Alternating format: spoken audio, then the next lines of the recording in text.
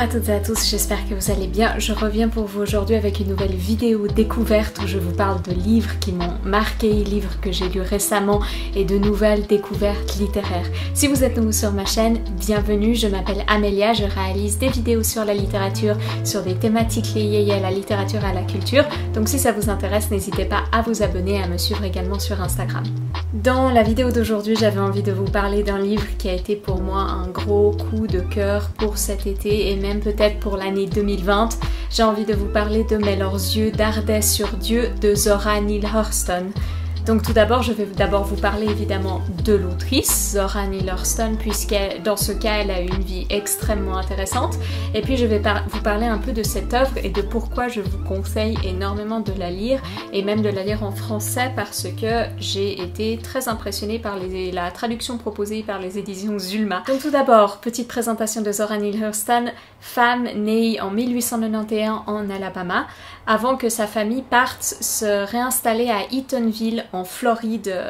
au sud des États-Unis. Ça va être un élément important puisque Eatonville est une ville à majorité, ou sauf erreur à l'époque, entièrement peuplée de noirs et une ville en quelque sorte autosuffisante. Donc elle naît vraiment à une époque charnière où l'esclavage est terminé aux États-Unis, mais il y a petit à petit la ségrégation qui se met en place et qui commence à définir la société américaine. Son cas est particulier puisqu'elle grandit vraiment entourée de noirs et ça va beaucoup la marquer, et elle va elle-même dire que de ce fait elle n'a pas été soumise aux mêmes stéréotypes que si elle avait grandi dans des communautés à majorité blanche en étant elle une minorité. Zora Neale Hurston, elle est très connue pour son travail d'anthropologie parce qu'elle était anthropologue et folkloriste. Elle se spécialisait d'ailleurs dans les cultures créoles et les cultures des Noirs des États-Unis. Elle connaissait très bien les dialectes parlés par les Noirs américains ainsi que les folklores, les légendes populaires, et elle voyageait énormément non seulement au sud des États-Unis mais également par exemple à Haïti où elle a écrit d'ailleurs ce livre.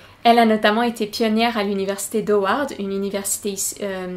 historiquement noire, comme on en trouve aux États-Unis, puisque, encore une fois, à cause des lois Jim Crow, des lois pour la ségrégation, il n'était pas possible de mélanger des étudiants noirs avec des étudiants blancs. Donc elle a tenu un rôle très important dans cette université où elle a effectué la majeure partie de ses recherches, et elle a également écrit, bien évidemment, des livres de fiction. Zora Neale Hurston est également attachée au mouvement de la Renaissance d'Harlem, même si politiquement elle était un peu différente de ses collègues dans ce mouvement, puisqu'elle ne se considérait pas comme communiste, elle ne se considérait même pas comme de gauche pour être honnête, elle se considérait comme un peu de vieille droite en quelque sorte, avec des positions même assez libertaires, et dans certains cas elle allait jusqu'à défendre certaines lois un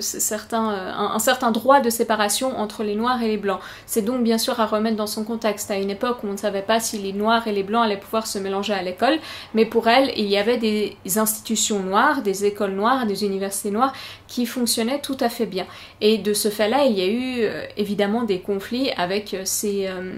collègues du mouvement de la Harlem Renaissance qui étaient en grande partie communistes et qui étaient vraiment en faveur de l'intégration. Il ne faut pas oublier, encore une fois, qu'à l'époque, être pro-intégration, que l'on soit blanc ou que l'on soit noir, c'était vraiment considéré comme une position d'avant-garde et quelque chose de nouveau. Donc je vous recommande déjà d'en apprendre un peu plus sur la vie de Zora Neale Hurston parce que c'est absolument passionnant. C'est une des premières femmes noires à être devenue anthropologue. Son travail était petit à petit tombé dans l'ennui avant qu'il soit redécouvert en quelque sorte par Alice Walker, autrice également très célèbre afro-américaine dans les années 70. Et aujourd'hui je vais vous parler de son chef-d'œuvre, de son œuvre la plus connue, Mais leurs yeux dardaient sur Dieu. Dans ce livre on suit donc l'histoire du personnage de Johnny Crawford, qui est une jeune femme qui naît au sud des États-Unis. Et au fait, ce que Zora Neale Hurston va faire dans cette œuvre, c'est qu'elle va nous permettre de suivre les trois mariages et donc les trois existences en quelque sorte de Janie, qui est au final sa vie de l'âge à 16 ans jusqu'à la quarantaine et la cinquantaine.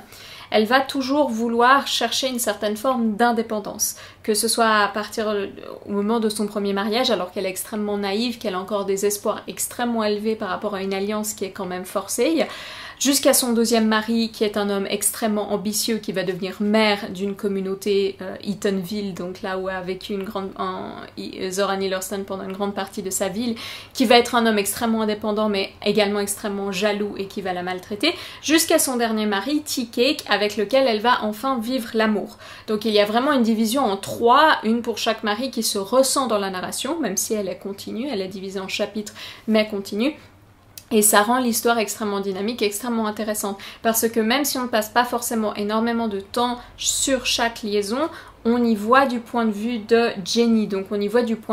point de vue très psychologique, d'un point de vue très intérieur, comment elle ressent chaque relation, ce que chaque relation lui amène, et ça j'ai trouvé ça absolument génial. J'ai été très très touchée par ce personnage qui a vraiment des impulsions d'émancipation, à une époque où c'est très difficile du fait qu'elle soit déjà femme et du fait qu'elle soit déjà noire, et qui à travers sa vie va connaître une galerie de personnages qui sont extrêmement bien décrits dans cette œuvre. Donc on va voir principalement des noirs, il y a très peu de personnages blancs, mais on va voir des noirs américains de tout type, d'énormément de points de vue sociaux différents en fait. Il n'y a aucun manichéisme dans la narration de ce roman, autre point que je trouve intéressant, et dans la description de ces personnages, on va vraiment voir du vagabond à la petite propriétaire terrienne, à la noire qui elle-même n'est pas les noirs, à des politiciens extrêmement virulents comme le deuxième mari de Janie, à des hommes plus indépendants, et on va avoir cette constellation de personnages qui vont remplir l'histoire et qui vont faire quelque chose d'extrêmement plaisant, en tout cas c'est mon avis, à lire, et qui vont nous permettre également de comprendre les nuances de la communauté noire de cette époque, justement cette enclave très précise entre fin de l'esclavage et début de la ségrégation. Et ça j'ai trouvé ça extrêmement plaisant à lire. Un autre élément extrêmement important de cette œuvre, c'est le vocabulaire. Il a d'ailleurs été assez mal reçu à l'époque, même par des contemporains noirs de Zora Neale Hurston, parce qu'elle retranscrit tel quel le dialecte des Noirs des États-Unis, qui est des fois appelé AAVE, donc African American Vernacular English, donc c'est vraiment le patois, c'est même considéré parfois comme une langue à part que par les Noirs américains. Elle a vraiment voulu y retranscrire, d'où le fait qu'il y ait une omniprésence de dialogue. Et j'en avais parlé avec une personne sur Instagram qui n'avait pas aimé cet aspect du roman parce que, effectivement, il y a constamment du dialogue. Et ça peut être parfois difficile à comprendre parce que dans cette version en français, traduite en 2018 par Sika Fakambi, la traductrice a très clairement voulu rester extrêmement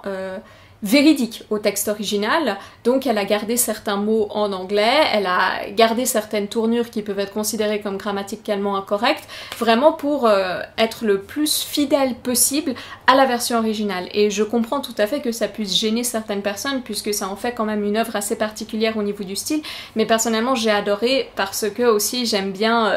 les auteurs par exemple comme Virginia Woolf qui ont ce flux de pensée, j'aime bien les auteurs comme Faulkner qui ont aussi utilisé beaucoup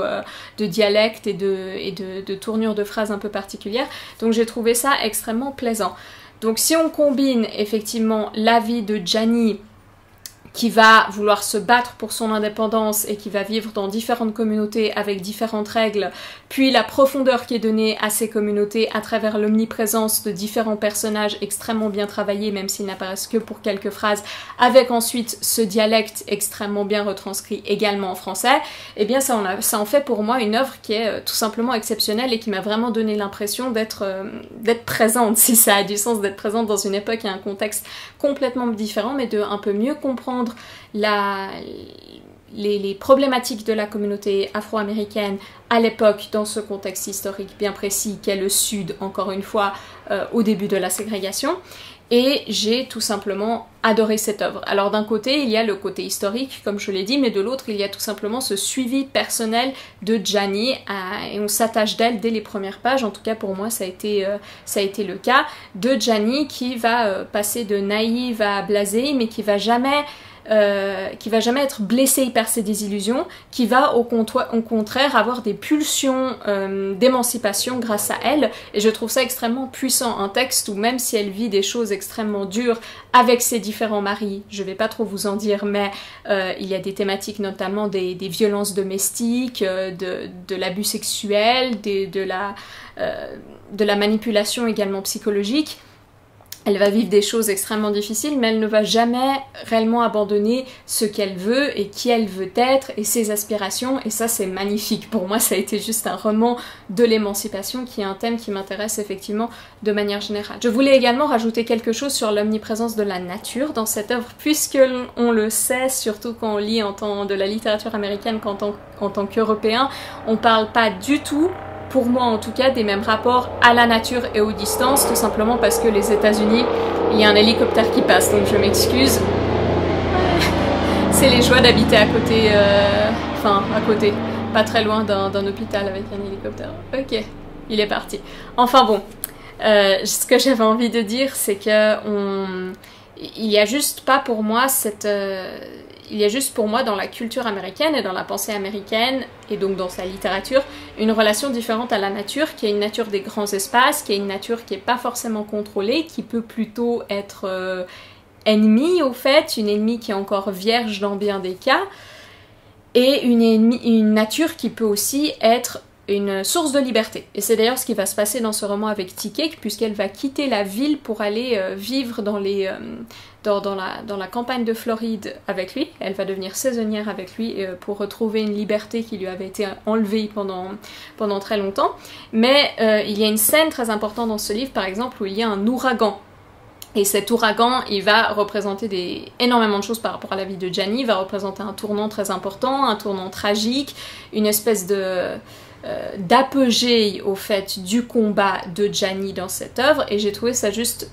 extrêmement bien décrit. Cette nature qui est d'une part, d'un côté une source de liberté, mais d'un autre également une source de danger, mais d'un autre qui est belle en quelque sorte à travers son danger. De par son danger, la nature est forcément...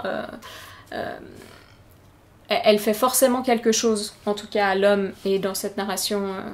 c'est le cas, donc j'ai trouvé ça extrêmement intéressant, extrêmement bien écrit, et encore une fois c'est un thème qui m'intéresse dans la littérature américaine de manière générale. Donc pour conclure, j'avais envie de vous lire un petit extrait qui se situe à la fin du livre, mais attention, ça va honnêtement rien vous dévoiler, vous dégâcher comme on dit je crois, mais c'est pour moi une des plus belles scènes du roman, et ce n'est pas très long non plus, si ça peut vous donner envie en tout cas.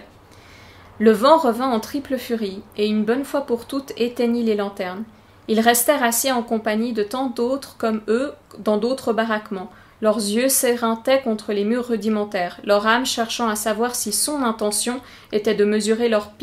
piètre puissance à l'aune de la sienne. Tous semblaient fixer l'obscur, mais leurs yeux dardaient sur Dieu. Voilà, donc vous savez très bien que dans les livres, quand le titre apparaît dans le texte, c'est extrêmement important. Et c'est un moment de terreur, justement, au moment où il y a ce terrible ouragan qui vient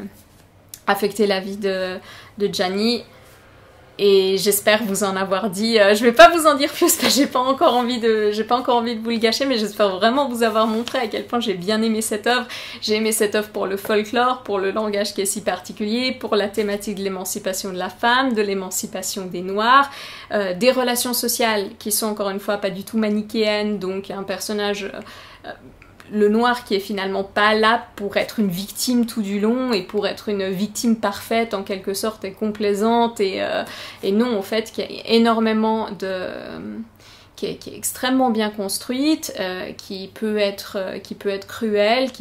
cruelle envers les siens, qui peut faire plein de choses totalement pas idéales moralement, et c'est vraiment décrit comme tel quel, et ça j'ai trouvé ça génial au fait. Donc voilà, j'espère vous avoir donné envie de lire ce livre, encore une fois publié aux éditions Zulma, et je vous recommande vraiment de les soutenir et de soutenir la traduction. Pendant longtemps, les œuvres étaient traduites d'une manière pas toujours si fidèle que ça, j'ai l'impression, de l'anglais vers le français, et là on a vraiment un excellent travail qui a été fait sur le dialecte et qui préserve très très bien à mon sens,